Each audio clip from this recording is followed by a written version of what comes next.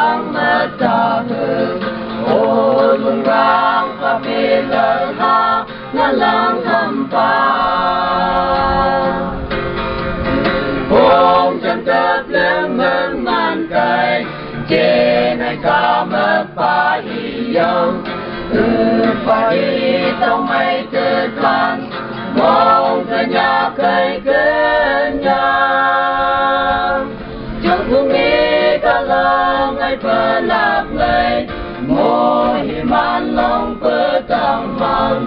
hồn vương lên như gom hy vọng ngay yêu nâng sơn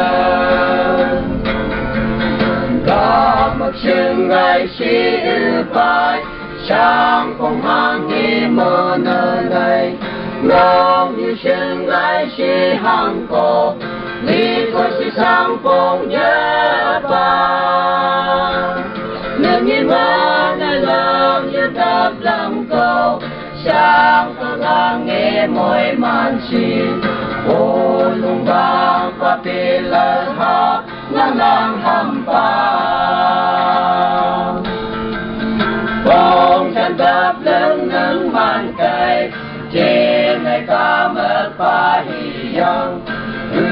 pa hi ta mai tư thân mong cả nhà cây kênh nhà chúc mừng ý ta gang ai phở lạc lời môi man lòng bờ tăng thân mong phở lên như gam hi gam mai yêu nâng sơn sơn đi phở trên này chẳng sơn là phần thơ chẳng gây hư một làm tôi đi cơ sang phải lấy mi phải nợ tha ô kỳ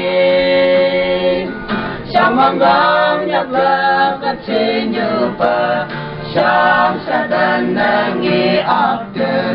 ô lung bang papilaha na lang hampan Phong chân tập lưng nâng man cây trên ai ca mất phải dòng phải trong bay kề khăn mong cả nhà cây kênh nhà chúc mừng ý cả làng ai phở lạc lời môi man lòng phở tăng thân ô cần đi như gom hi gam mai yêu nâng sơn như lời man phở á sang la á thế phở á nâng hôm mây là những người nhang ngay như phở đi sông là như cây hàng chỉ nơi ca mập xem ngay xin nâng ngay yang như đá này sư tơ phở phong thơm yang hàn ngơ man cây phong tràn tạm nhiều